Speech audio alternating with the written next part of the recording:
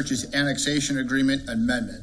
With that, I will declare the public hearing open. Are there any comments? Anybody wishing to address the board or anybody from the public wishing to make any statements during said hearing? Seeing none, I'll ask for a motion to close the public hearing. So moved. Second. Motion by trustee Chapman, seconded by trustee Brockman. Roll call, please, to close the public hearing. Amos. Yes. Babiak. Yes. Brockman. Yes. Chapman. Yes. Luciano. Yes. And Selfridge. Yes. All right, with that, we will call the regular scheduled village board meeting of August 12th, 2025 to order. I ask everybody, please join me in the Pledge of Allegiance. I pledge allegiance to the flag of the United States of America and to the republic for which it stands, one nation, under God, indivisible, with liberty and justice for all.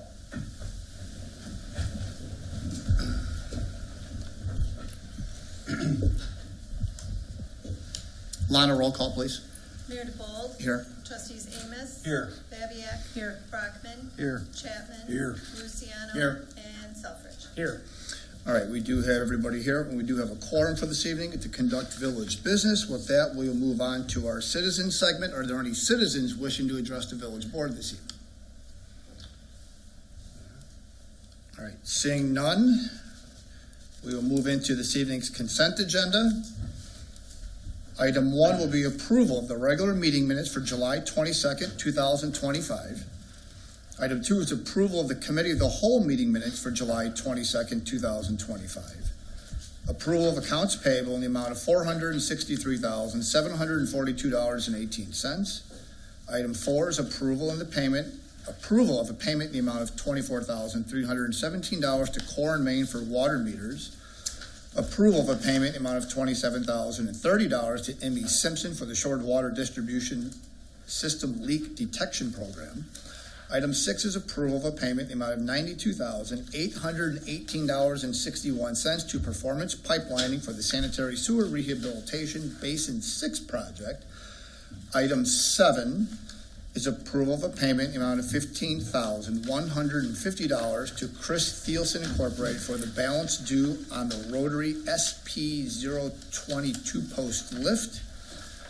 Item 8 will be approval of a payment in the amount of $12,000 to Flock Safety for 4 of our Flock Safety cameras.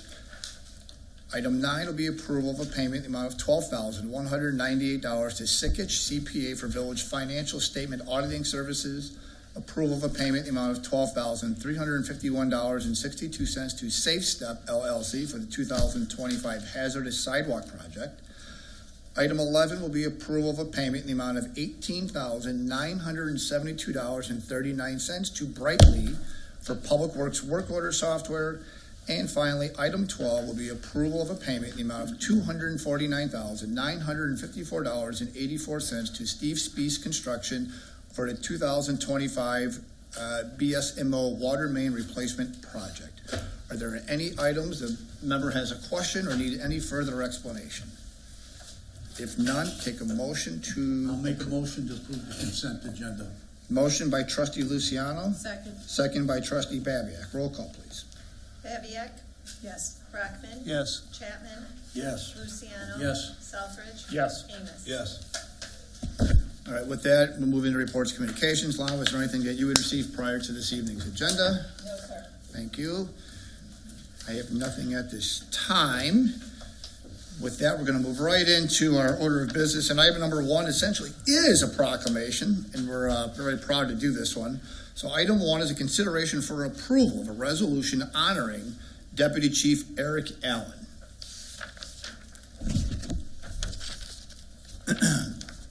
This is a resolution of the Village of Shorewood, Will County, Illinois, honoring Deputy Chief Eric Allen. Whereas the Village of Shorewood has had the good fortune to have been served for 26 years by Eric Allen as a devoted member of the Shorewood Police Department, starting his career on July 8, 1999 as a police officer. Promoted to sergeant in June 2005, patrol commander May of 2008, and then deputy chief on April of 2014. And whereas throughout his career, Eric Allen has played many roles in the police department, such as a field training officer, bicycle patrol officer, honor guard member, evidence technician, and is a member of the Will County Gang Unit, a member of the Family Violence Coordinating Council, and has always demonstrated a professional demeanor in a manner consistent with the highest of standards.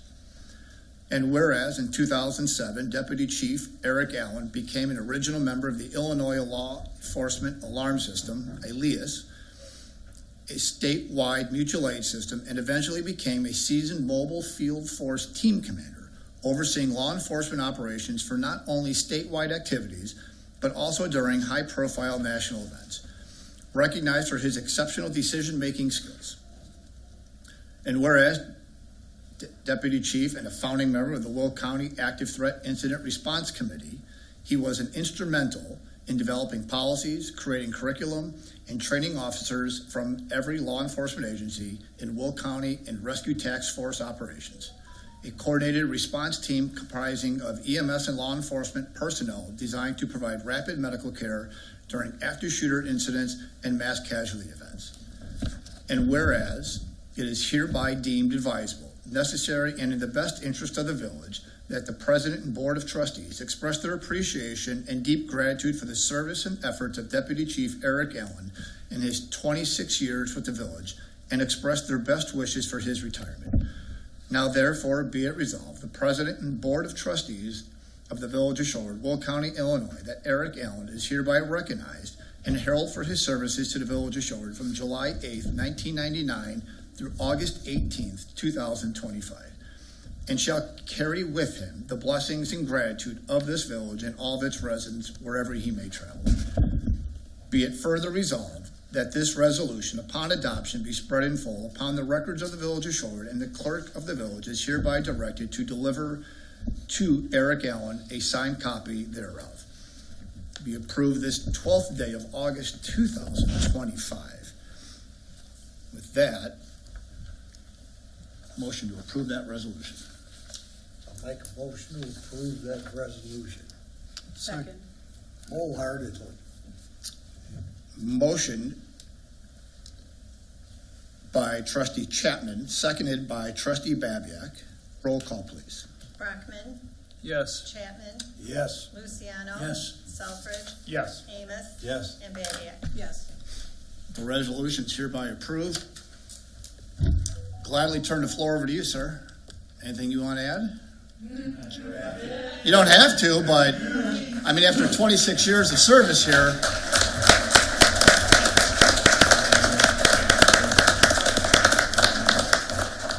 still thinking you're going to give a couple of words. Yeah, all right. I'm usually pretty comfortable from a group, but a little different for me. Last it's not so good.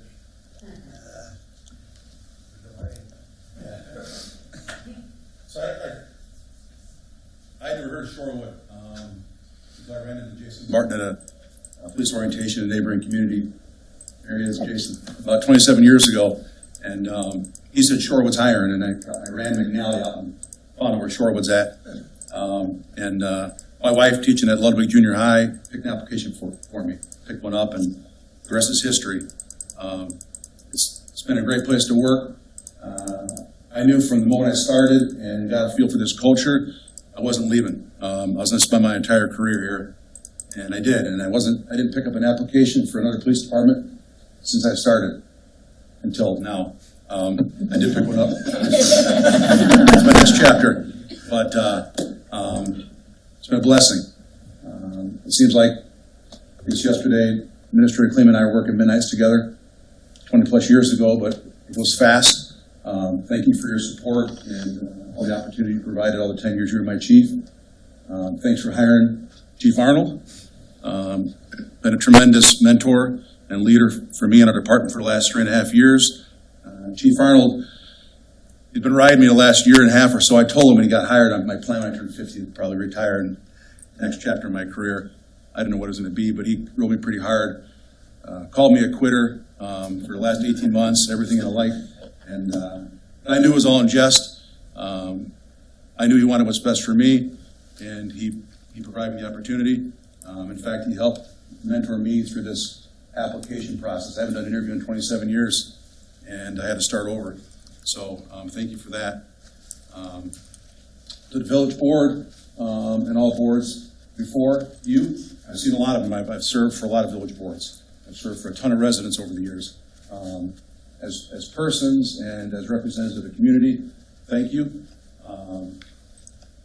The village has provided me and my family an immense amount of support and opportunity over my 26-year career, and I'm forever grateful of that.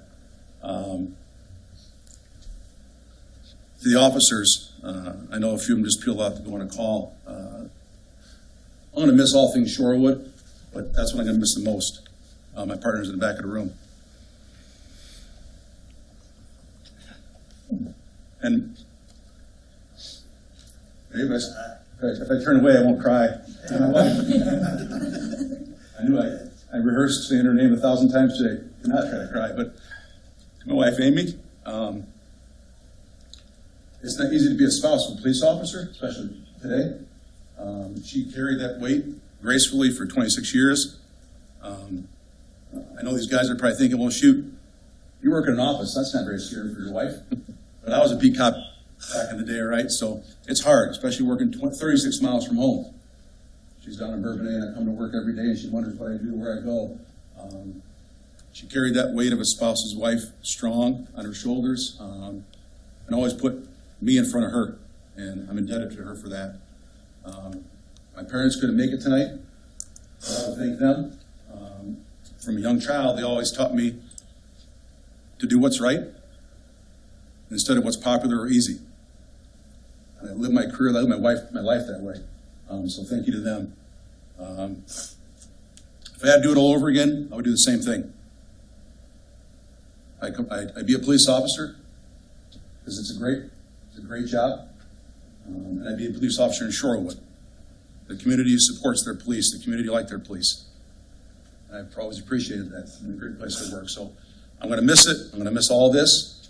But I'm also looking forward to my next chapter with the Braidwood Police Department. So thank you.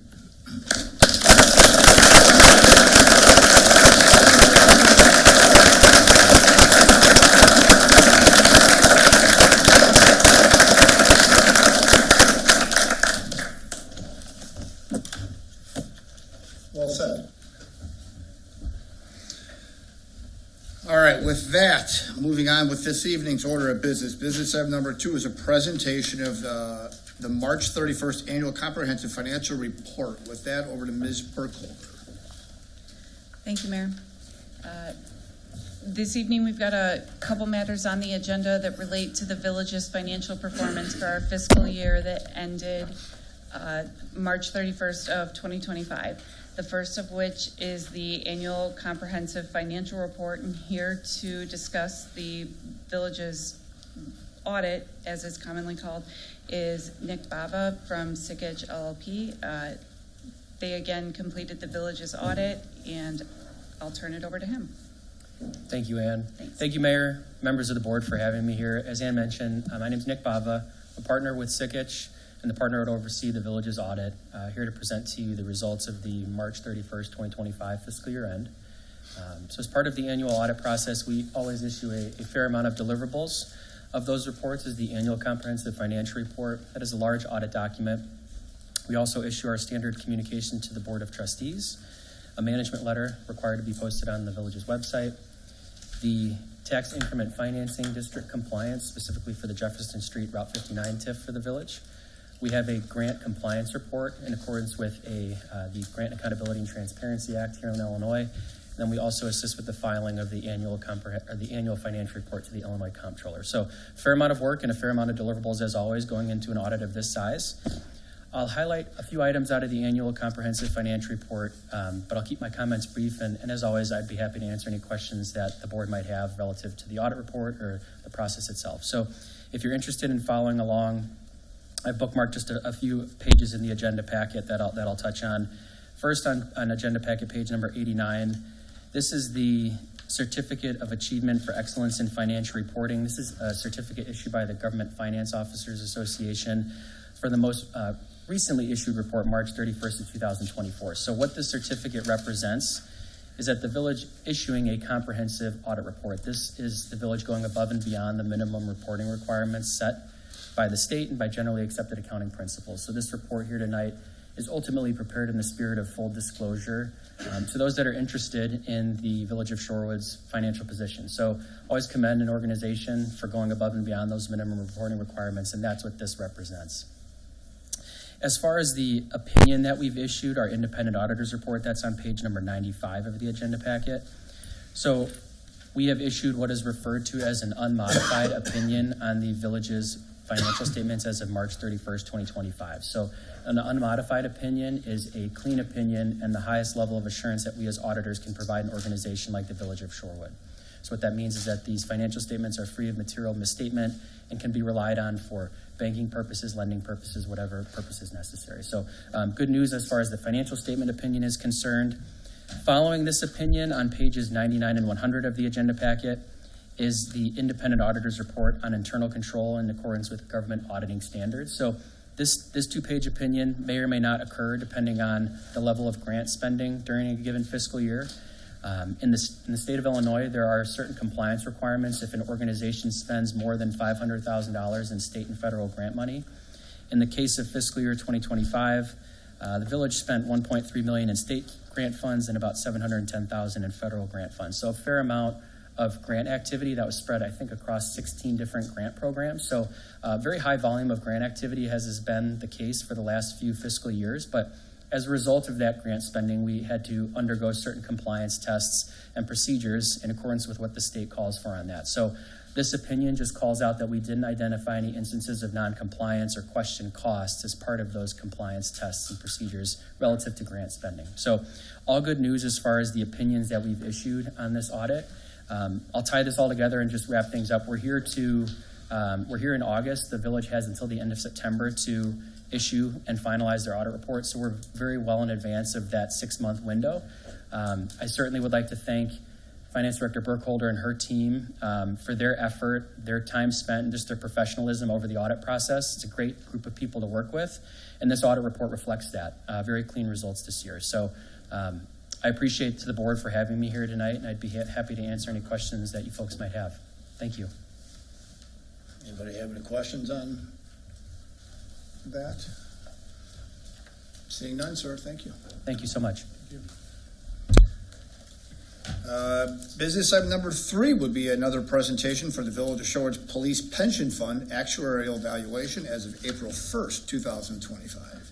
Over to Ms. Burkholder. Thank you, Mayor. A finance doubleheader tonight. The police pension valuation is presented tonight by Heidi Andorfer from Foster & Foster. They have again prepared the actuarial valuation specific to the police pension fund's position. We are required to prepare one of these at each fiscal year due to the specifics of how those police pension funds differ a little bit from the retirement system that other employees participate in. I won't belabor this. I will let Heidi get into all the fun parts. Thank you. Thank you to the mayor and the board for having me here tonight on behalf of Foster & Foster to present our actuarial evaluation report. Hopefully you all have a copy of that in your meeting packet. And I'm going to begin on page 5 of our actuarial report. It's a summary at the top. This page is sort of your one-pager summary of everything that you'd really need to know quickly about the pension fund. We lead with the funded status at the top. Just to acclimate you to the format of this report, the right-hand column is going to be last year's results. The left-hand column is this year, so you have that year-over-year comparison. And as you can see, the funded status did improve year-over-year, so that's great to see. We're going in the right direction with improving the funded status of the plan. The contribution requirements did go up a little bit, 3.6%. It was a modest increase year-over-year. That was the result of a couple of things. There was an extra active in the fund that was valued this year. So we perform what's called a snapshot valuation, meaning we collect data on the valuation date. So whoever's in the fund on April 1st and whatever their status is who is included here. So as of this April 1st, there was one extra active participant. That's one more person accruing benefits, which will increase the cost of the fund. In addition, the nature of the methodology that we use to pay down that unfunded actuarial accrued liability. So the fact that you're not at 100% funded means that you effectively have a funding gap that needs to be closed, basically with an annual payment very similar to a mortgage that's paid as part of your contribution. And that nature of the way we run that amortization basically guarantees an increase in this contribution every year. Now in your fund, it's a modest increase because you are a very well-funded plan relative to most Article 3 funds in the state, but it does go up based on the nature of the methodology. So if we turn to page 6, I'm going to pause here briefly. It's a pretty boring page this year, but I do want to warn you of a couple things coming. There's no plan changes right now. You may have heard about Tier 2 plan changes potentially coming down in Springfield. Right now, there's 2 tiers in the pension fund. Tier 1, that was anybody who was in the plan before January of 2011, and then January 2011 and forward is Tier 2. So at this point in time, about 60% of the population across all Article 3 funds is Tier 2, so the majority are Tier 2 participants. There are some things that are discussed legislatively that may eventually bring those Tier 2 benefits closer to the Tier 1 benefits. That will increase liabilities, will increase costs to the extent those things happen. Now, they didn't happen in this last legislative session. There's a chance they come up again in the veto session. However, that might not happen either. We'll see. You know, it's Illinois. Things are pretty unpredictable, but we do think this is still has some legs and may eventually happen. When it does, it will increase the liabilities here. The second thing I'll point out is we did not make any assumption changes at this point in time, but we do largely rely on the consolidated fund study. So all of the Article 3 funds are consolidated for the sake of investments, and there's an experience study done by that consolidated organization to merge all of the data to figure out how what the average retirement rates are, disablement rates, termination rates, things like that, that one single fund wouldn't have enough disabilities to make a full set of rates, but when we merge all of the experience together, we can get a nice full set of rates that are applicable to your fund. We are currently leaning on the prior study for that, which was done in 2022. That study will be performed again in 2026, probably later in the year though, so we're likely going to loop that into your 2027 results. You'll see some assumption changes at that point in time. Page 7 gets into some of the numbers here now. Again, we're going to focus on that leftmost column. At the top, we have that data that we collected to perform the valuation. You can see the head count went up by 2 participants. That's going to be 2 more people accruing benefits, so there's more costs just for the nature of there being more people earning benefits in the fund. Other activity was relatively minor. We saw 3 new hires, 1 retirement. That's where we got to the net 2 plus 2. That new retirement shows up in the next line, and then we did have 1 person that was hired and termed in the same year, who's due is simply a refund of their own money should they come get that. So your terminated vested count did go up. Those people don't carry very much liability, though. If we look at the next section, we see the assets there. There's 2 numbers here, which can be kind of confusing. Market value is the one everybody understands. That's the one that's included in your audit. Actuarial value is basically we take the gains and losses relative to our actuarial assumption of 6.75%. If you earn higher than that, it's a gain. If you earn less than that, it's a loss. And we only recognize 20% of those gains and losses each year. That's the number we actually use in the calculation of contribution. The idea of this is that it mitigates the volatility of the market, causing your contribution to bounce up and down significantly year over year, which wouldn't be favorable from the perspective of trying to budget for this number each year. Right now, you can see that those numbers are getting a little bit further apart. They're about 2% different. To the extent that we see continued gains in the fund, that number will flip-flop. Right now, you have some deferred losses outstanding that we're not yet fully reflecting. And then the last number I'll point out on this page is the $36.9 million at the very bottom of that column. That number represents the amount of money you would need to have in the fund today to be fully funded on those 47 people that are in the plan as the valuation date, assuming every assumption I made comes true. So you'd be done funding those 47 people. Now, that wouldn't be a logical number to fund to because, as I mentioned, 32 of those people are still earning benefits. So if we turn to page 8, page 8 shows you the number based on services been earned to date. So near the bottom of that column on page 8, you see a number of $30.4 million. That's the number you're funding towards. That's what you want your assets to equal to be fully funded. We're not quite there yet, but we're working our way up. And if you look at the difference between the actual accrued liability and the actual value of assets, you see an unfunded actual accrued liability of about $4.7 million. This is effectively, you could think of it as a mortgage outstanding by the village to pay towards the police pension fund, basically to pay for service that's already been earned in the fund, just needs to be caught up. That gives us a funded ratio of 84.7%, so a 1.5% year-over-year increase, so that was great to see. And the last number I'll point out on this page is near the middle of that column, that $786,000 number called total normal cost. That's the cost of your 32 officers earning 1 year of pension benefits. So if you were fully funded, minimally that would be the payment you'd have to make. We'll turn to page 10 and roll all of this up into the contribution calculation. So we take all of those components here. We have applied interest to them. They're not paid at the beginning of the year. They're paid later in the year, so we do apply interest to those.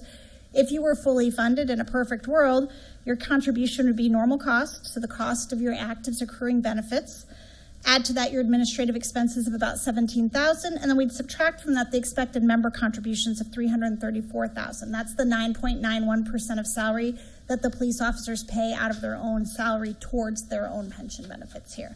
That would be the annual contribution if you were fully funded, but as I said, there's this outstanding unfunded actual accrued liability that's effectively a mortgage that the village has to pay down towards that fund. That's the number in the middle, that UAL amortization payment of $433,000. So about 45% of the recommended contribution of $954,911 is attributable to just catching up on that unfunded actual accrued liability.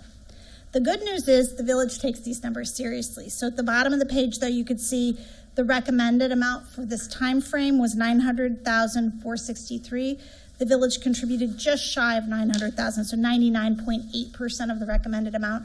Generally speaking, when it's that close, it's just a lag in timing of when monies are flowing into the village. But basically, that tells me that the village takes these numbers seriously, is trying to do the right thing by the pension fund, so that's always good to see. And I like to point it out when I can. I don't always get to say that. So page 11 does show us the reconciliation of those contribution requirements year over year. So item 1 at the top shows us what the contribution that we calculated was last year. The item at the bottom shows us this year's, and you can see that $33,000 increase.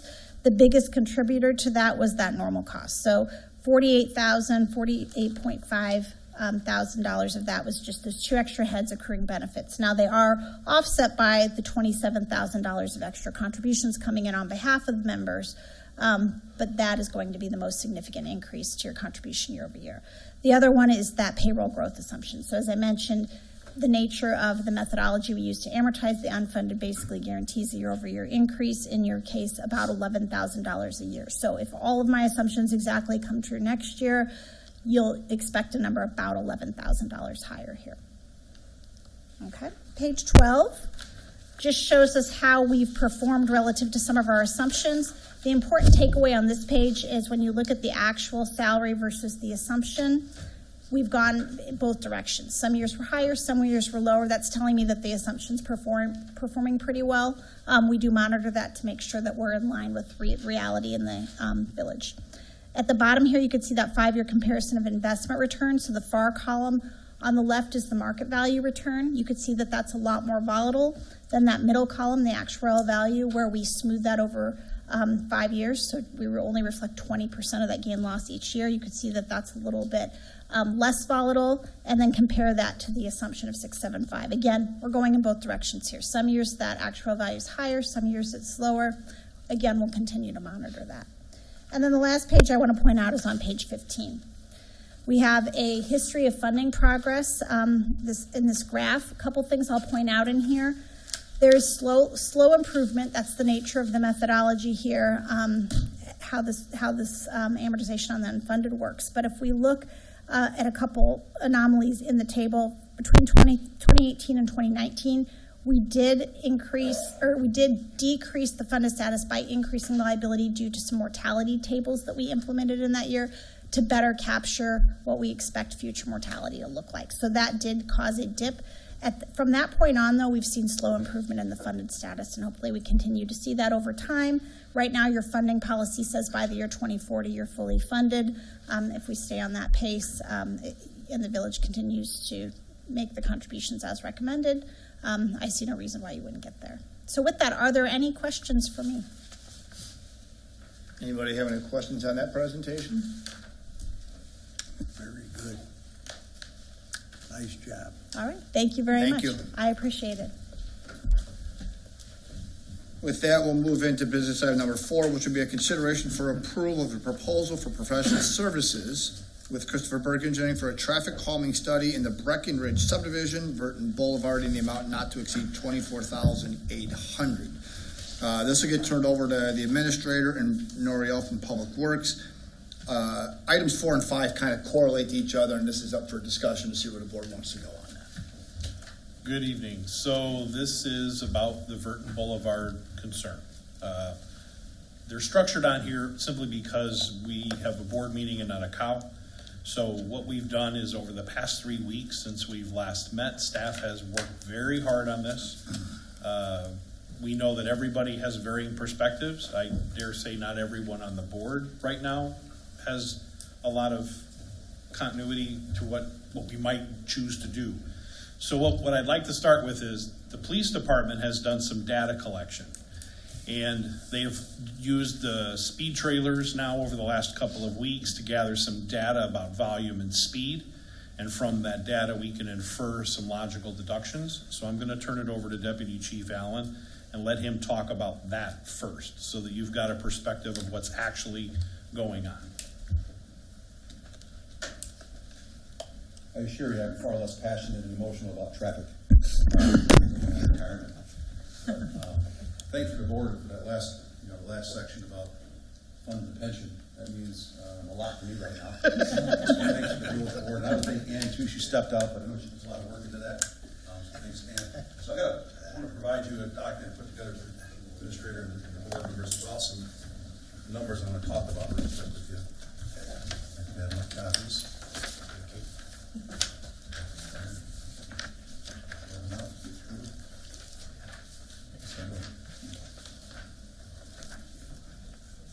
So our traffic unit, Officer Barlog and Officer Aubrey conducted 4 week-long studies of traffic along Burton Boulevard and some arterial streets that feed off of or onto Burton Boulevard. They did 4 week-long studies, so 28 total days, a week in each location. This speed trailer, they set it up in ghost mode. It's a speed trailer you might see in a lot of communities where it registers your speed as you approach it, saying slow down. They put it in ghost mode, meaning it doesn't display a speed, it's a blank screen to record data. They're not engineers, they're just trying to get some data to provide you for further discussion. So this data they collected records volume and then records speed. They dropped the trailer at 4 locations, the 500 block of westbound traffic, 500 block of Burton, so Burton and Maslin. The 900 block of Shorewood Drive southbound, so right in front of Trinity Christian. Phelps and Green Trails, that intersection where it spills into Joliet from Phelps and Green Trails. And then lastly, the 900 block of Burton, also westbound. That kind of sits right in front of Troy Hofer Elementary School. So these numbers, the data, a couple things were apparent to us as we digested this data. A surprising number of vehicles travel westbound Burton Boulevard at the 500 block, Burton and Maslin. So that's westbound Burton from 59, passing Target, entering the neighborhood. 43,374 cars were recorded in that week span at that intersection, just westbound. I think it's safe to assume a similar number would probably come eastbound at some point throughout the day. That's over 6,000 cars in a day. I sat there this afternoon from 5 to 5:10 for 10 minutes on my stopwatch, and I counted 84 cars westbound. That actually is more than this thing suggested for the 5 o'clock hour when I broke it down in the data I have hour to hour. So these aren't bad numbers. There are a lot of cars traveling down Burton Boulevard. That was obvious to us. It was surprising. 1 out of every 12 motorists are speeding between 11 and 15 miles an hour over the posted speed limit at the intersection. And that's a problem. There's a lot of speeding motorists at that intersection. The data also shows that there are also speeding vehicles in the 900 block in front of the school. But it's far less, it's down to 2%. At 8% of all motorists speed at Burton and Maslin. Only 2%. I'm not suggesting there aren't speeders that are speeding by the 900 block of Burton. I don't want city residents that see this, but it's not nearly the problem that we have at Burton and Maslin. 8%, 1 out of every 12 cars are flying, speeding between 11 and 15 over. Less than 1% is going 16 plus at the 500 block of westbound Burton. And it's less than 1% because we have 43,000 cars going there. The actual number over a 7-day period is 387 cars going 16 plus. Less than 1%, but it's still a lot of vehicles speeding really fast down the street of where houses feed into that road, driveways touch that road. So there's the data.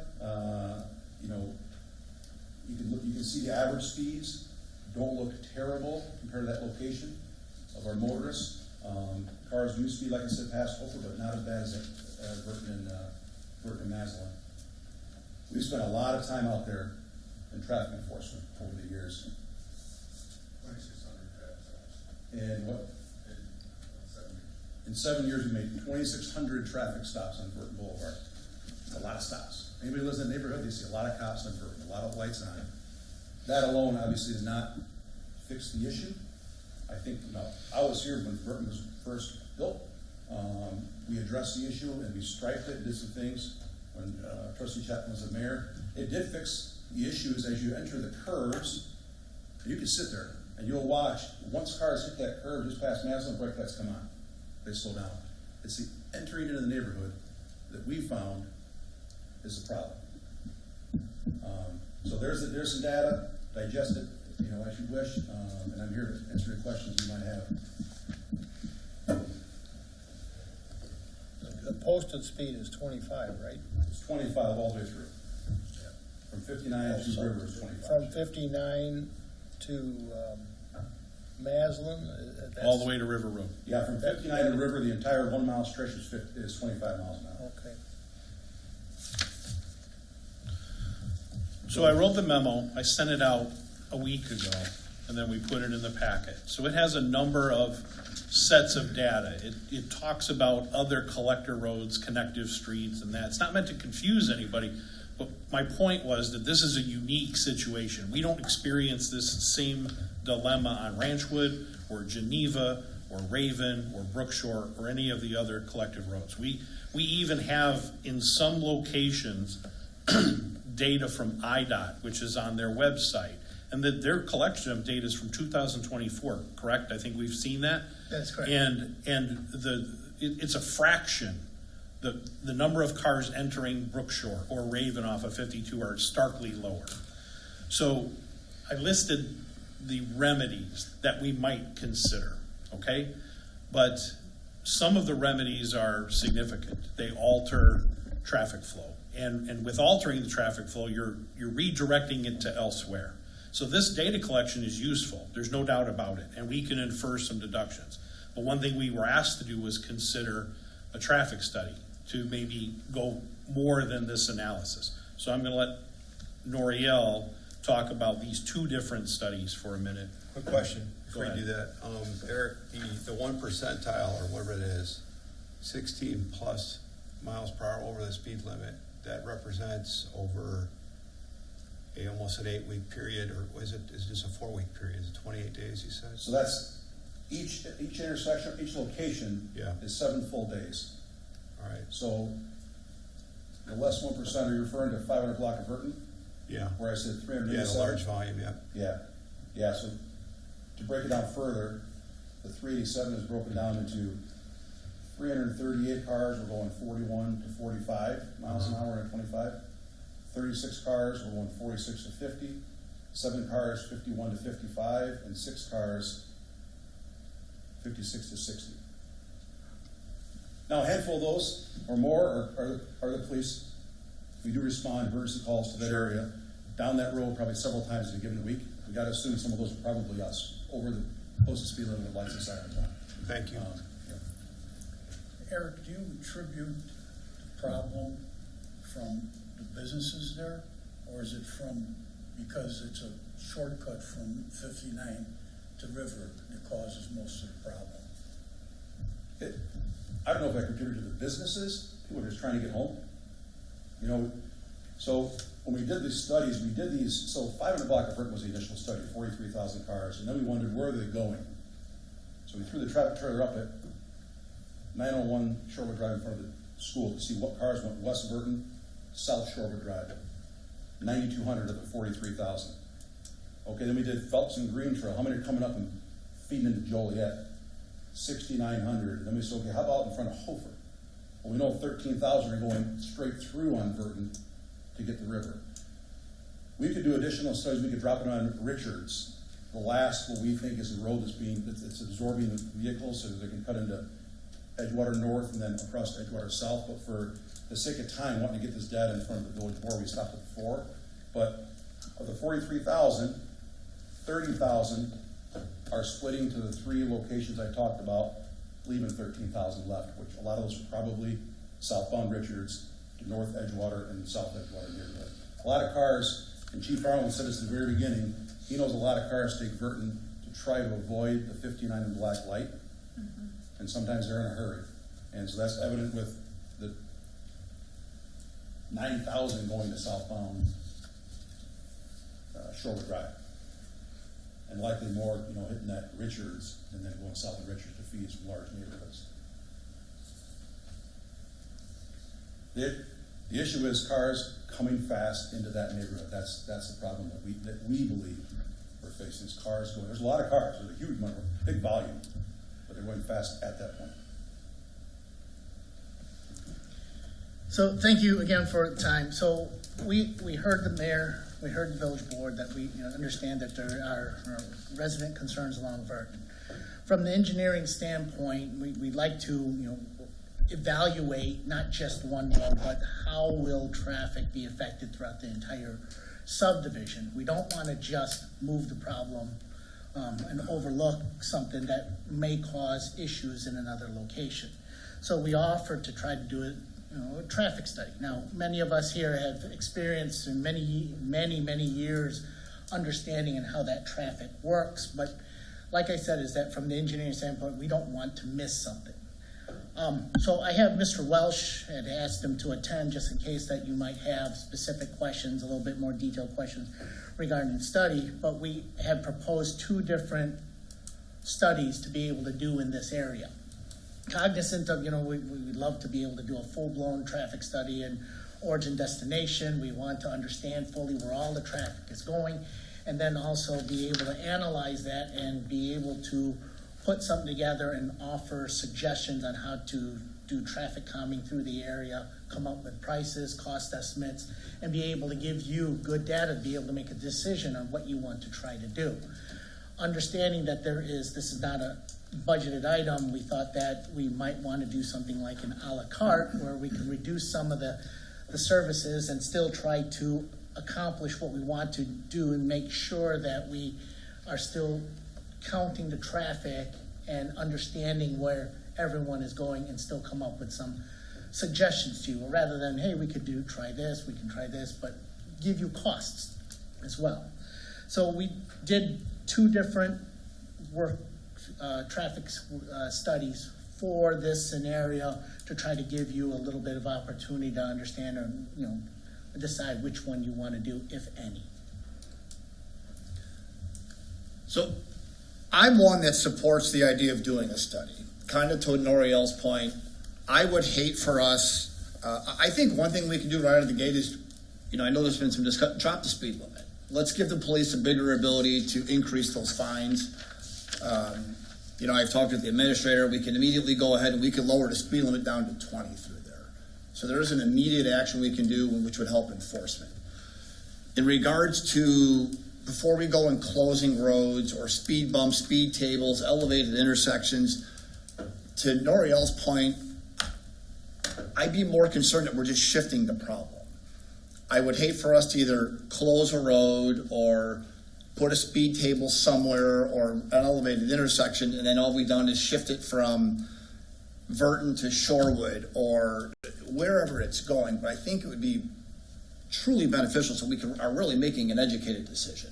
I know it's not a budgeted item, but I would feel better that at least this board's making a truly educated decision as to best approach this. Even as DC Allen's noted, the speed trailer gives us some information, and that's them moving it around at a couple of different spots and getting some very preliminary basic data for us to try to digest. That's kind of, that's just my thoughts on that. Okay, with all due respect, because I've been giving it a lot of thought. I live up in that area, not in the Burton area, but just a couple blocks from it. I spent some time up there. All those nightmares that we heard from these people that came in, and that somebody driving a GMC Yukon 2 doors down and onto a front lawn, and DUIs elevated in that area also, Chief? No.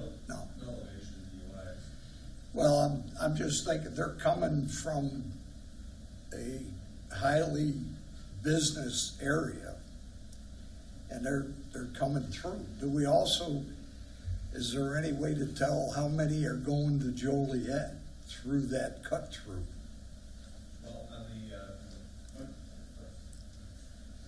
Well, we know that. We're missing Hamilton, though. What's going up the green trails? So we put the trailer at Phelps and Green Trails, right at the intersection, facing east, so catching westbound. So that it counted 6,900 in the week. Understanding that the only 99% of the cars hitting the intersection are going north into Green Trails, because the cars that aren't going north are just feeding that little stretch of homes on Breckenridge. And anyone who lives in the south part of Breckenridge would come up Verton and go to their home right there. So 99% of those cars are feeding Joliet to the north through the Green Trails cut through. If that answers your question. Yes, it does. And like I say, with all due respect to that thought, I'm thinking there's going to be a little girl on a tricycle one of these days, and somebody's going to take her out. And that could be tomorrow, that could be the next day. Spending money, a lot of money to do a study, and that's going to take months to get the study done so we get the education. But on the board, we discussed this when that was being built, and we had some misgivings about that road to begin with. But there was a lot of stores that weren't there yet. There was a lot of business on 59 that wasn't there yet. So once that thing was opened up, it kind of said, okay, we got to watch it. We worried more about Shorewood Drive than we did about Verton. But now, just looking at these numbers, it scares me to death about what is going to happen before we take action.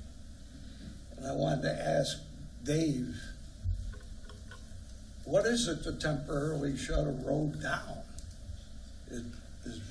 We own the road. It's our road. We can close a road temporarily anytime we want. I mean, instead of trying to do a scientific study through, because even if we correct the problem, no matter how we correct the problem, it's going to shift the traffic somewhere else and cause a bigger problem. Why don't we find that out by closing the road down, and let's see what happens. Let's get the actual thing that's going to happen, instead of just saying, well, this might happen or this might happen. Let's find out what will happen, and we can do that almost overnight. But to your point, that same problem then exists. If you shift the pattern, people still driving at a potential high rate of speed with unfamiliar areas, that problem still exists. But to answer the question, how long does the study take? I don't want to speculate Thank you. months. I'd like to know what is the time frame? Are we talking to do this? And that would go to you, Mr. Welsh. The other question I have on top of that is out of the study, will there be a couple of solutions proposed? So timing and then solutions. Sure. So we'd be looking at it'd be this fall, probably in October, is when we'd be having the study done. We have to get traffic counts. We got to wait for school to be in session for that to happen, things like that. And then as far as the having solutions proposed, that's one of the major differences between the two proposals that are in front of you. The first one is, I guess, higher level and more giving a list of potential options that might be good for this particular location with some pros and cons for further discussion and really drilling down on what the village might be interested in pursuing. Whereas the proposal that is more costly does drill into some more looking at actual geometry and costs and impacts of the improvement on the roadway network in the village. So there's more traffic analysis involved, which is the reason for the additional cost. If the study happens, is the firm going to evaluate all options? And I know there's been concern amongst the board about speed bumps, speed tables, tabletop intersections, road closures. Is the entire gamut of options going to be evaluated? Yes. That's just my opinion. I think before we randomly close a road, not to mention the schools. Now you got two different schools that are going to be impacted too. So I think there's some coordination that needs to happen with Troy schools, Trinity schools. I don't know exactly which routes they're taking on any of that, but I definitely think there's some value to that. Agreed. Yes, sir. I have a question. Yes, sir. Speeding is what the problem is. Correct. Would like you to explain to me how doing a study is going to prevent someone from speeding. Whether you close roads, divert traffic, whatever you do, how does that deter a driver from speeding? They're still going to speed. Because we close a road isn't going to prevent them from speeding. So I'm trying to understand how a study causes people not to speed. Well, the study will look at potential improvements that can be done that will reduce speeding. I mean, if you close Verton between the shopping center and the neighborhood, people can't speed there, right? There's no. Well, they could still speed beyond that to River. Correct. And I think that's what speaks to the understanding the impact of whether it's closing a road, the impact of knowing the impact of what we're going to do matters because we're going to be moving traffic somewhere else. It might be to a road, a larger road, which is what we want that can handle it. It might be to another residential road that we don't want it to go. And so that's why it's important to understand the impact of No, I understand what you're saying, but the point is people are still going to speed. Whatever you do there, if you move them onto black, it's not going to stop them from speeding. If they go on River, they speed all over the village. So it's not just, that happens to be a particular big problem right now. But we've had complaints all over the village about speeding for years. So I'm trying to understand how doing a study is going to prevent individuals from speeding. And I would think most of the speeding's coming from people cutting through during rush hour trying to get home. Yeah, I mean, I guess, no, a traffic study isn't going to stop the speeding, but I think it's the combination of the speeding along with the setting of Verton Boulevard, right? It's a residential in nature. It's got many dozens of driveways on it. It's got stop signs along it. It's got schools along it.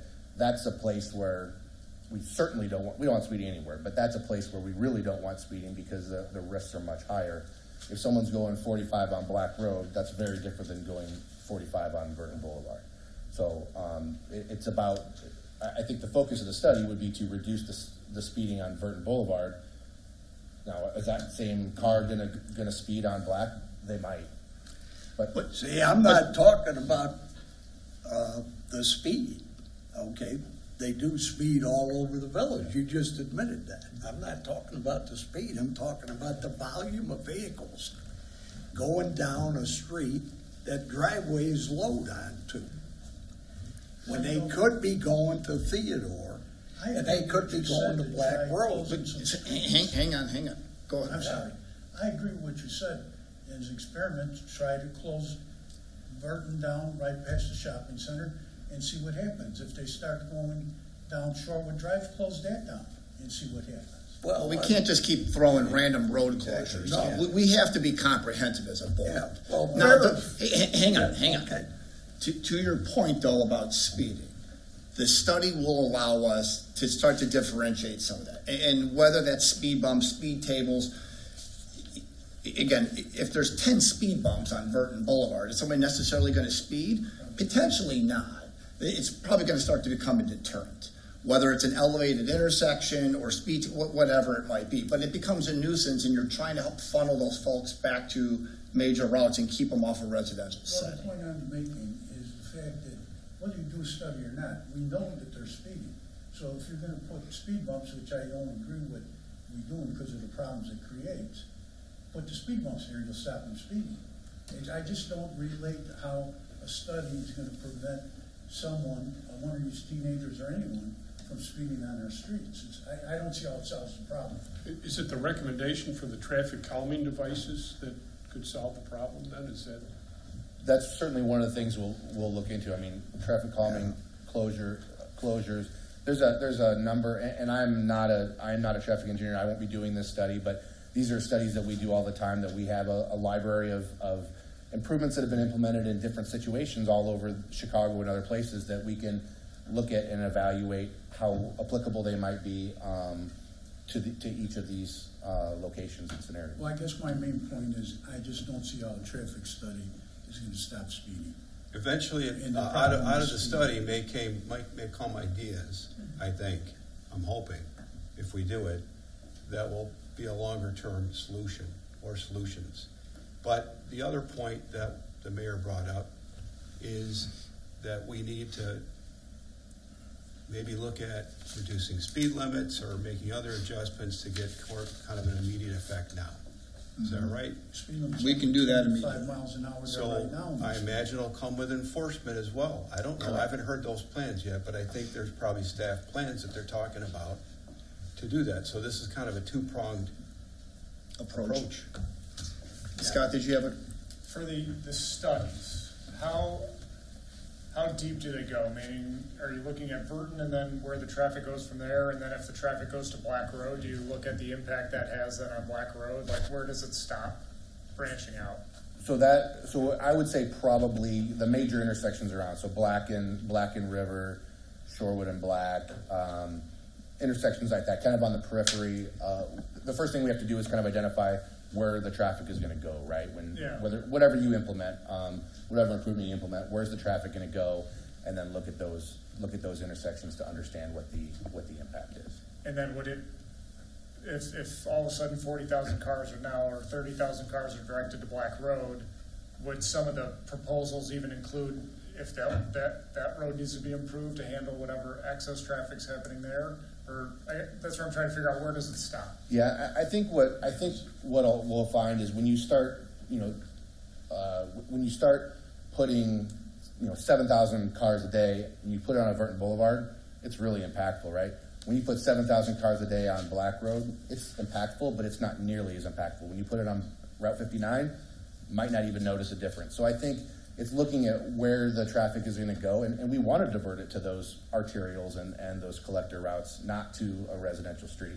So that will be part of what we look at is that'll be one of the intents of the study is to identify how we can get vehicles to use those roads rather than Burton. And do both of them look at that, or just the more expensive one? The less expensive one more just kind of comes up with ideas with pros and cons, so that maybe we pick a few that we want to drill down deeper on and look at further. Whereas the latter, the one that's more costly, does look into impacts more and look at what the impacts of different improvements would be.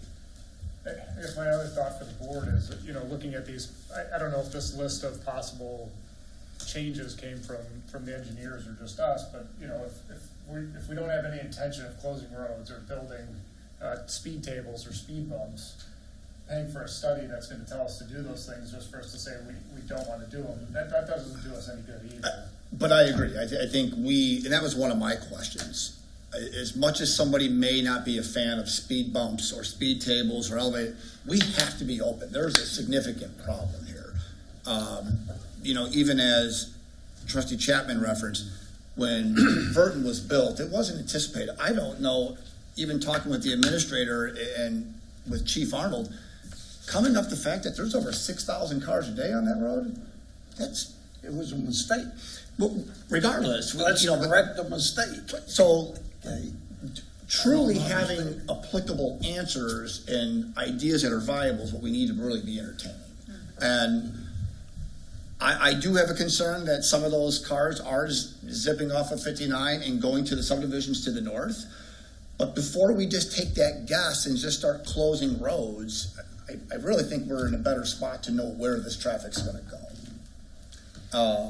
Fairlane and Joliet, 45 years ago, was the same problem. They were cutting through to get to the school and all that stuff, and they shut Fairlane off at Black Road, I believe. They shut that off, and it stopped that. They built infantry. They built infantry to take the traffic. And they built a new road. Right, to but, take care of so it. we're underutilizing Theodore and Black Road. And just to make people happy to get this cut through. They also don't have to deal with, our police monitor Black Road a hell of a lot more than Verton, but only Verton now because of the complaints. But we would be monitoring Black Road probably a hell of a lot more because I go out that way to shop myself. And I'm always seeing the pickup with its lights flashing and somebody pulled off the road. When I go up to Verton to get the Target, okay, I could cut on Black Road and go to 59 and go to Target just as easy. But it's about 10 feet closer for me to go that back route. So I'll say this one last thing. We're going to spend months doing this study. And I just hope to God nobody gets injured on Verton Road that didn't have to. Okay, I'm sorry. Because listening to those people that came in here, I was looking at them in their eyes. There were some people there that were scared. And when they tell you they won't let their kids play out on a front lawn, and they tell you that they try to back out of their driveway, and I mean, all I'm saying is we made a mistake, and we should correct it as easily and efficiently and economically as we can. Without guessing would be ideal, though. Well, What yeah, we're taking but a guess only is the gonna problem. we're only going to be guessing after this study. This study's not going to give us total science on this thing. It's going to give us empirical, it's going to give us data. But real quick, Trustee Baxter, do you have anything, or Trustee Brockman, anything you want to add? Thoughts, concerns? Yeah, I did. Whether No questions? disrespect to you, Brian, or your company, but I think between the Public Works and the police, they know what we need. I mean, I don't think we need to spend $40,000 on IDs that you're going to come up with 2 months from now. I think we need to get action now, because like Trustee Chapman said, those people were pretty scared. So I think we need to implement something now, whatever it is. I don't agree that we need to close the road, but we need to slow people down. And I think you've got the answers between Public Works and the police department. And it's just going to be after you come back with your looking at that road, we're going to make a decision on which things to do. So I think we ought to do them now. because we know what to do. You guys know what to do. You've been around it long enough, you know, that I don't think we need to spend 40,000. That's just my opinion, so. So I would say that I would rather spend a little to make sure we don't make any mistakes and to have some basis for the decisions that we want to make. Let me start with this. Is there at least consensus to have Public Works or have, at least for us, to start changing the speed limit to 20? Is there a consensus amongst the board to at least immediately lower the speed limit? Certainly agree with that. Well, you'd have to do an ordinance. We'll have to do an ordinance, but we can, at least there's consensus, we have something we can bring forward, but in the meantime, Public Works can work on getting signs together. And yeah, but It's 25 now. Sure. Again, just off the top of my head, what makes you think raising it to 20 is gonna stop them from speeding? it's not, but it increases the enforcement fines. Well, 25 should increase enforcement fines too. You could talk to the chief, about that and how that works in traffic courts, the I problem. don't go along with it, but I just don't see how it solves the problem. I mean, I'm not- we'll want to talk with engineering and that too, and make sure that it's justified to lower the speed limit there.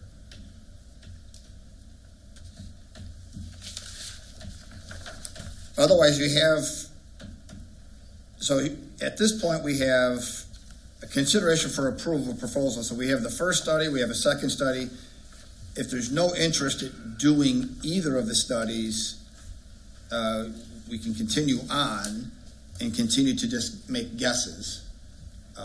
Or if somebody has, if there's an interest on one of the studies, we can make a motion for one of the studies and see where it goes. I don't know how you say we're making guesses. We've got data from the police department that they've been doing. It's not guessing. I mean, I think we got data enough from what Eric just showed us from the week they were out there. If they spend another couple of weeks or a week out there more, they get a lot more data. So it's not that we're guessing. But it is. But it's guessing on what will work or won't work. Correct. I don't see how we're guessing. It does one thing. So what's the solution, Tony? What's the solution, Trustee Chapman and Trustee Brockman? What are the solutions you see that you think the Public Works or Chief of Police or our other staff have? What are they? Because we Well, haven't heard it appears at the very beginning is where we need to get it slowed down. Okay, So let's start there. That was stated. What else? Another stop sign that enters Target will a stop sign there, and then they've only got 2 blocks to the next stop sign. Will that simple solution, would that help? I know it's a good guess. Can we interject on that just a moment? Brian, can you talk about the studies that talk about how bumps, tables, and signage may not fix the speeding problem? Yeah, specifically with, and tables are a little bit different. There are places that those can work, but speed bumps and stop signs in particular, studies have shown that they don't decrease speeds, because what happens is people kind of subconsciously speed more to make up the time that they perceive to lose. So what you'll actually have is obviously at the place you put a stop sign, speeds are going to be lower, right? But you'll find that the speeds between the stop signs or between the speed bumps will be higher. And there's dozens of studies that have been done that show that to be the case. And then Noriel has some experience with resident dissatisfaction with speed bumps from other places. Why don't you talk about that, bro? And I'm only going through this to point out there's pros and cons to everything, and there's no perfect solution. So I'm not trying to belabor this. I just want you to be as informed as possible with some of the things that staff has been considering through the last couple of weeks. Besides the point that, Public Works, we don't want to, at least from our end, with equipment issues and such, dealing with, the speed bumps, speed humps, speed tables and such. But, speaking with some of the other public work directors, sometimes the speed tables are satisfying to the residents in the immediate area in the beginning. But over time, they would start becoming inundated with complaints from the same residents living next to those speed bumps, because all night long you hear the vehicles driving over the speed humps, tables. You hear the thump thump all night long. So it increases complaints and concerns from those residents that have to deal with it, depending on where we place these. If we place these speed humps, tables, every 50 feet, every 500 feet, every 700 feet. And then we also have to work and try to figure out good locations in between all of the driveways that are there. So that what comes with what we think immediately is good things to, satisfy the immediate concern, it does generate potential long-term other concerns. Well, this is going to be to Trustee Selfridge's point. It appears that staff's trying to talk an engineer out of other measures. I was looking at So the now list. We've cut off half the list of solutions that are possible. And when Trustee Chapman brought up cutting off a street, we said we didn't want to do that. So now that's all the solutions. Well, Outside of blowing not we. I know. I didn't. So increase signage and reduction of speed limits, or I guess signage doesn't help, right? So we can reduce the speed limit, but if everything is off the table, why spend $25,000 to have everyone say no, because those are not good things, and we already are predisposed to say no. Yeah, I'm going to interject just one more thing. The problem doesn't seem to be the speed. We're hung up on the speed. They speed on Raven. They speed on Brookshore. It's both. They speed on all the roads in Shorewood. The problem is the load onto a road that driveways open up onto. There's no other road in Shorewood that happens on coming from a heavy commercialized area to another city. There's no other road in Shorewood. And believe me, I have gone and looked. And all I'm saying is that this doesn't look like it's a speeding problem, because 30 years ago, me and another guy sat out in the garage and borrowed Shorewood's radar gun on Brook Forest. Okay. Like, we're talking about 2025, though. Right. Well, cars are cars. 43,000 cars on a residential street with driveways loading on them in this village seems to me like we made a mistake. And the only thing I'm asking for is to temporarily undo the mistake and see if that would help. If all of a sudden we get people screaming from other areas saying, "Oh my God," there's going to be people show up at this podium that are going to bitch because they can't get the Target from their house. They're going to bitch that they can't cut through, and they're going to come up with every excuse in the world that, "Oh my God, the fire trucks, the ambulance can't get to me." And we all know that's BS, because they can schedule their route to get there. But I don't understand why temporary closure to test it for 2 months. Anyway, the other concern, though, is, to Trustee Selfridge's point, I have a concern that staff all of a sudden basically negated everything that was just proposed. We're not trying to eliminate any options, but we're just trying to say, we have to understand the full complexion of this. Just like if we cut a road off, or if we do something that may satisfy the 76 driveways on Verton, we've also had discussions that there's 300 more homes in Huntington Village and Edgewater North. They may not like the same remedies that the people living on Verton would like. To Trustee Chapman's point, if we cut the road, if he's right, we will have people complain that the cut through. So we're not directing Brian to just take that off the table. We're just trying to have a full analysis done. But you just had the Public Works Director discourage the board from even entertaining those possibilities. So again, I feel staff just discouraged what the purpose of the study is. If I can interject there. Not at this time.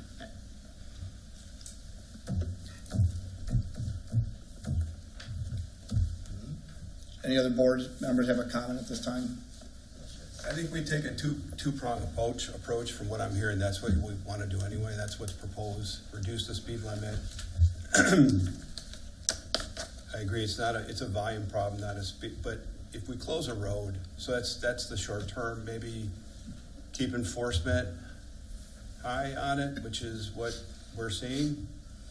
And then we need a long-term game plan, because if we close a road, we've got to coordinate with 2 schools, a couple of senior facilities, and countless other things. Ambulances, whatnot's going to come through there. So in my 2 cents is we need some sort of plan to work towards. So obviously this is a tough nut to solve, and we need some outside help to kind of get other ideas formulated. That's what I'm hearing. That's what I'd like.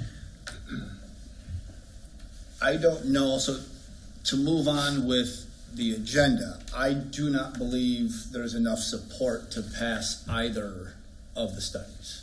Just what I'm going to interpret right now. So with that, there seemed to be consensus from the board, at least to lower the speed limit. We can put an ordinance together to amend that. We can clarify that with the engineer from Public Works engineer verifying that. If there's an opportunity, we can look at maybe that we can try to at least throw another stop sign or something in there to create some sort of immediate impact.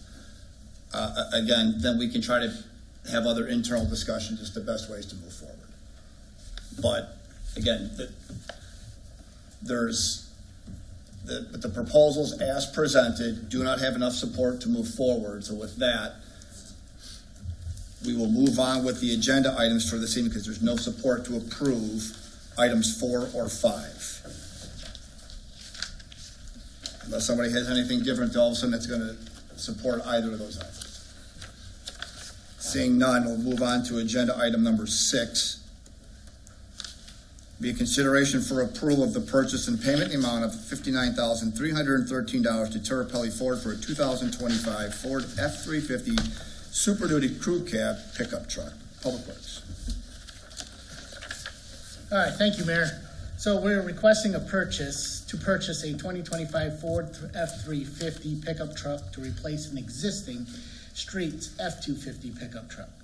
This request was originally in last year's budget request. However, due to some budget concerns, administration requested that we postpone this to this year. Our existing pickup truck that is to be replaced is a 2012 with a little over 117,000 miles, with almost, with a little over 10,000 hours of use. We would also like to request the village board that we keep it another year. We will push one of the other ones that were already replaced and push that to auction. This will help us, especially in the summertime when we have a significant amount of seasonals, rather than using our newer pickup trucks. The new pickup truck is available on the lot by Terrapelli Ford. Only upfitting of the safety lighting, the lift gate, the plow package, and the bed toolbox will need to be installed and scheduled by our staff. Our budget includes almost $78,000 for this purchase. With all the upfitting, we anticipate that we will be within budget. We are requesting and recommending to the village board they approve the purchase and payment of a 2025 Ford F-350 Super Duty Crew Cab pickup truck from Terrapelli Ford in the amount of $59,313. Any questions? Anybody have any questions on the pickup? Can you clarify what is being cycled out? You want to keep this one a year and replace another one that's already been disposed of, but we're still driving? We have not declared it as surplus yet, but we have replaced it. It is an old Parks truck, and we are going to declare that surplus and auction that one off. And are we declaring this one surplus in a year, or that's gonna approximately about a year? We're doing that now, or we're doing that? No, we're doing that in the future. But you're buying one and getting rid of one. Correct. What's the one you're getting rid of? Right now, it is I call it the old McCoy pickup truck. It was replaced about a year and a half, 2 years ago. And how many miles is that? That's pushing close to 100 and, I can't, please don't quote me, but I think it's 120,000 miles. How much? 120,000. Is it an F-350? It's a 250. I'm just curious. I thought the F-150s and 250s generally go almost to 200,000 miles. with enough maintenance, I suppose that you can. We are looking at a piece of equipment that is in the shop quite often. There is a lot of maintenance that is being performed. This one in particular that we are looking to replace, the bed is rusting, the lift gate is also rusting, the AC evaporator is currently bad, power steering pump is bad and needs to be replaced, and all the inside doors are beginning to rust. And that's the one that we are asking to replace. But we would like to, of course, keep it in our fleet for one more year for our public works seasonals to utilize versus using our new pickup trucks. And what year is that one? I'm sorry. The one that we are replacing is a 2012. All right, thank you. Any other questions? So this is, the proposal is to purchase this one and dispose of an old one, or what does that come later? He's getting rid of one. What's the old one you're getting rid of, Noriel? I call it the old McCoy pickup truck. I don't know the number. Do you know On a future disposal list.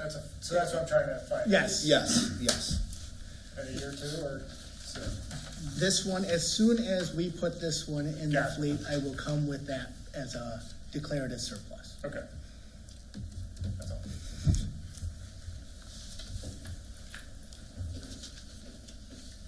I'll make a motion for the approval of a purchase and payment in the amount of $59,313 to Terrapelli Ford for a 2025 Ford F-350 Super Duty Crew Cab 4x4 pickup truck. Second. Motion trustee Selfridge, second by trustee Babiak. Roll call. Chapman? Yes. Luciano? Yes. Selfridge? Yes. Amos? Yes. Babiak? Yes. And Brockman? Yes. All right, item 6 been approved. Business item number 7 will be consideration for approval of a contract with Gene Main for the replacement of the PD's HVAC system for their basement in the amount of $10,472 and waive the formal bid process. Back to Public Works. Thank you, Mayor. So PD's HVAC that services their basement stopped working on the end of July. The basement area, which includes their workout area and their locker rooms, does not have any HVAC. We believe the system was installed originally in and around the 2005-2006 timeframe, so it's almost 20 years old. Public Works staff is recommending that we replace the entire system versus only just the couple damaged parts. The cost is, when you look at it, especially when you compare it with a 20-year-old system already, the recommendation is to replace the system.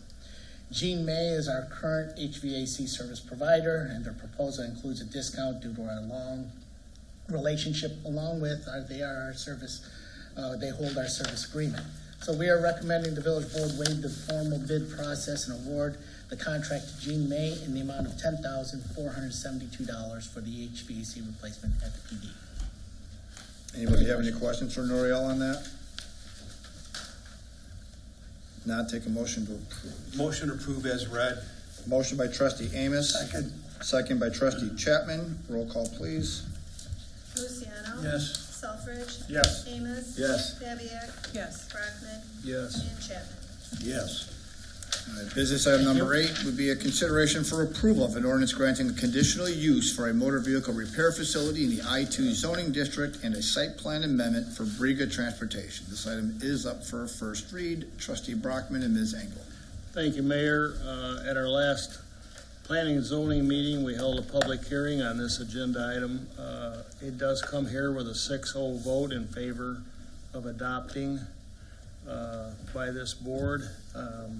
And they have agreed to the 14 conditions listed virtually on the back end of this packet that was given to us. And Natalie, you want to fill us in on all the particulars, please? Certainly.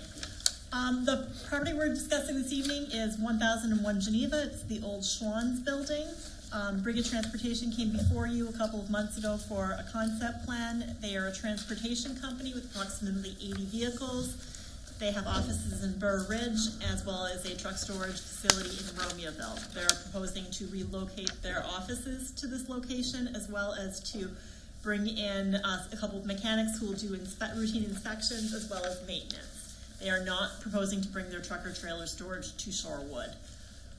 They are proposing to operate the business between 8 a.m. and 6 p.m. Monday through Friday. They do not plan to work on the weekends, but they would accept vehicles to be dropped off between 8 and 2 p.m. All of the vehicles would be their own, and most of them would actually be picked up by some of the staff who works at this building from their Romeoville facility. They would occasionally have the regular drivers drop them off, but most of the time it'll be people who are very familiar with this property. The existing building has 4 bays, each of which is large enough to accommodate a semi or a trailer. They intend to do all of the repairs within the building. They expect a heavy day will be about 5 trucks in and 5 trucks out during the day, but typically they'll be working on 1 to 2 vehicles. This is the site plan. The area highlighted in blue shows the 4 bays. The area highlighted in darker blue shows where they'll have their trucks parked. Along the rear, they intend to square off the gravel area, and they would convert that to 10 truck and trailer stalls. Each one could accommodate either a truck and a trailer or one or the other. We wouldn't allow them to double stack them. There's also a loading dock, so there will be times when there could be vehicles parked there. These are the passenger vehicle parking spaces that they'll have. Some of them were being used by Schwann's for truck parking, but these would all be for passenger vehicle parking. It's actually much more than they need, but it is the space that they have available. The orange line shows a 8-foot privacy fence with a locking gate that they would install. And then on the rear of the property, we have discussion about a landscape buffer and a BMP. A BMP is the best management practice, basically an engineering thing that would capture and filter water to try to slow it down in the event of a storm. They don't trigger the Will County zoning stormwater ordinance in this case, but we know that there's been some flooding in the residential lots behind them, so we asked them to do something, and they have proposed this.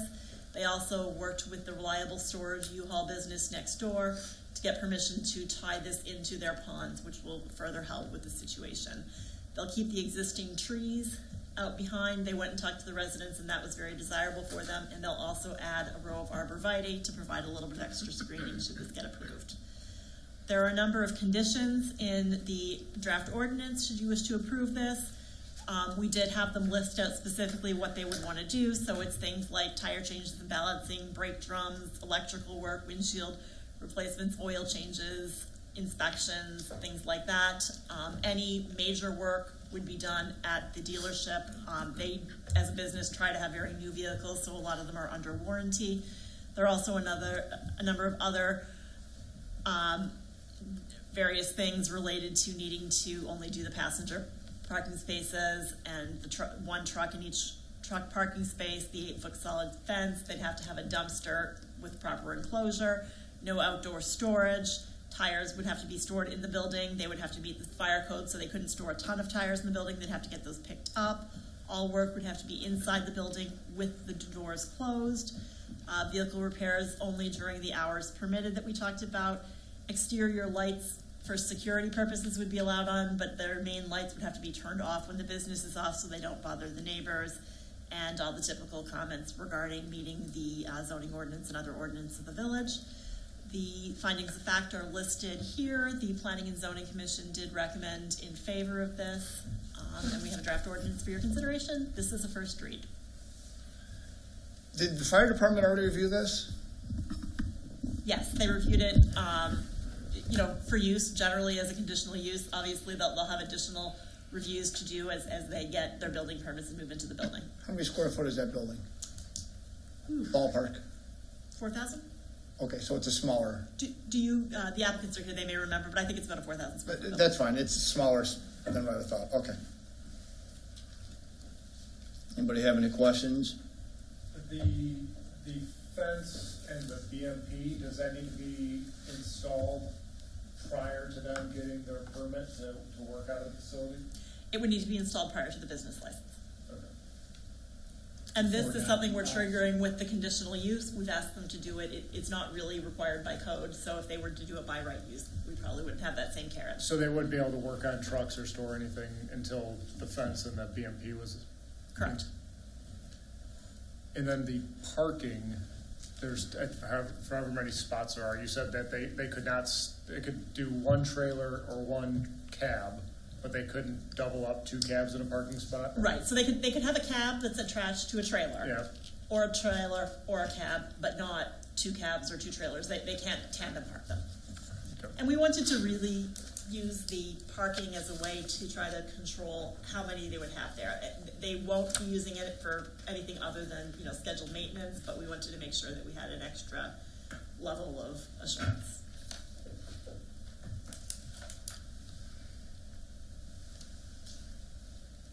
Any other thoughts, questions, Yeah, concerns? two questions. Yes, sir. There's 10 parking spots for rigs planned, right? Correct.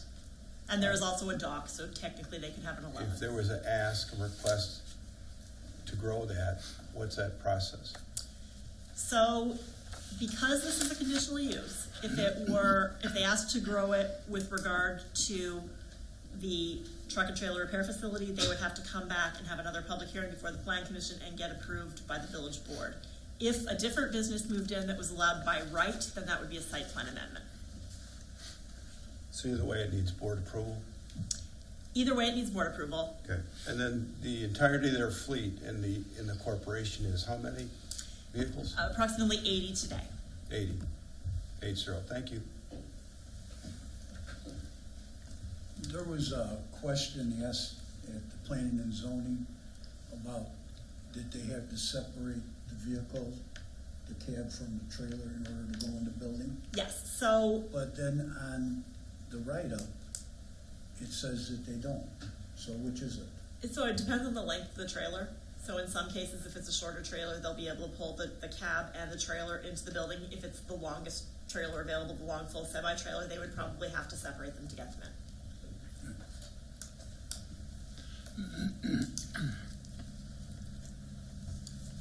Any other questions? Comfortable moving this forward? Okay. Make a motion to approve an ordinance granting a conditional use for a motor vehicle repair facility in the I-2 zoning district and a site plan amendment for Briga Transport Incorporated, and waive the second read. Second.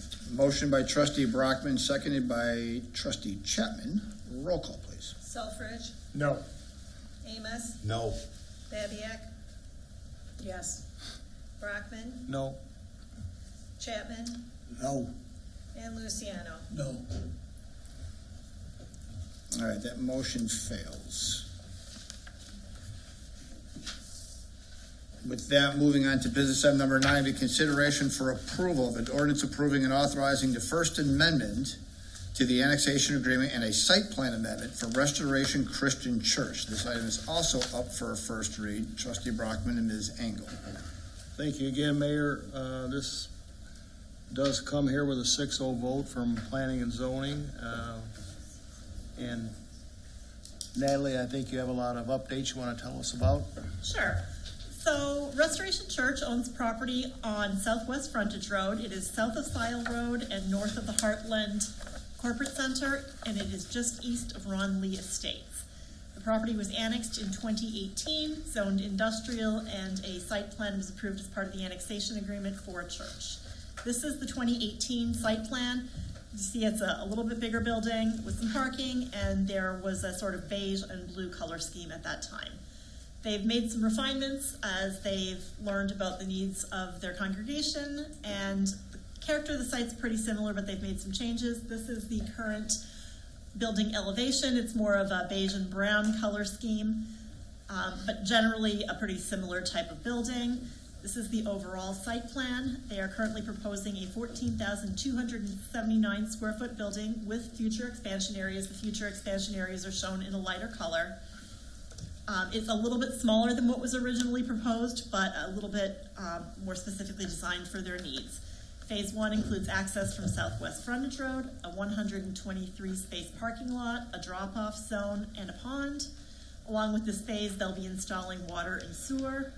The original plan called for the use of a septic system, but Bill Slavic recently brought the sanitary sewer under Sile Road, so they'll be able to work with him to continue that and actually hook onto the village's sanitary sewer system, which is good for everybody involved. In future phases, they will add to the building, they'll add parking, loop the parking lot, and they've also planned a second pond, and they've designated an area on the south if ever they needed to build an additional parking lot. That is definitely not called for within this phase or the next couple of phases. This is the current phase that they're putting in now. In green, you see the entries. There's a big entry that goes to the common space, as well as a smaller entry that goes more into the office space. Very large lobby, almost 2,000 square feet when you come in.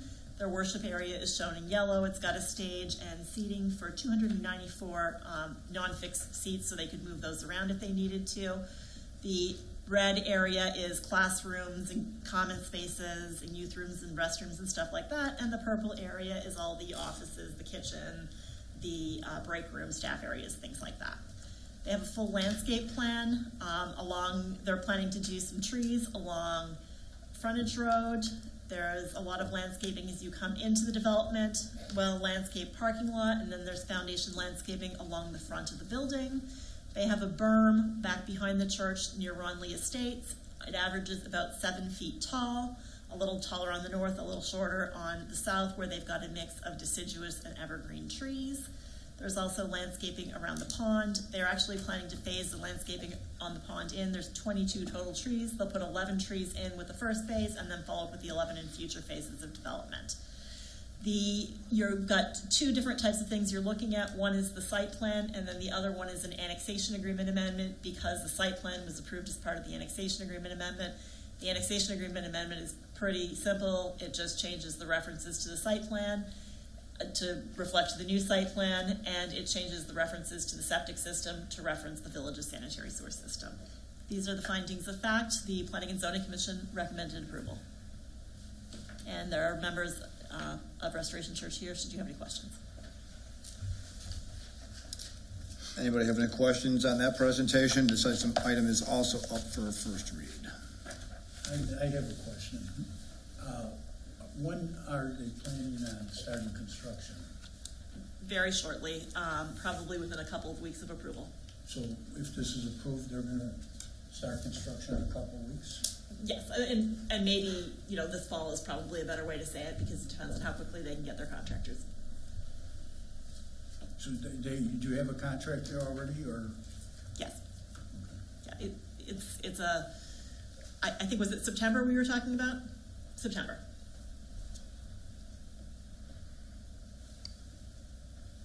Anybody else have any other questions?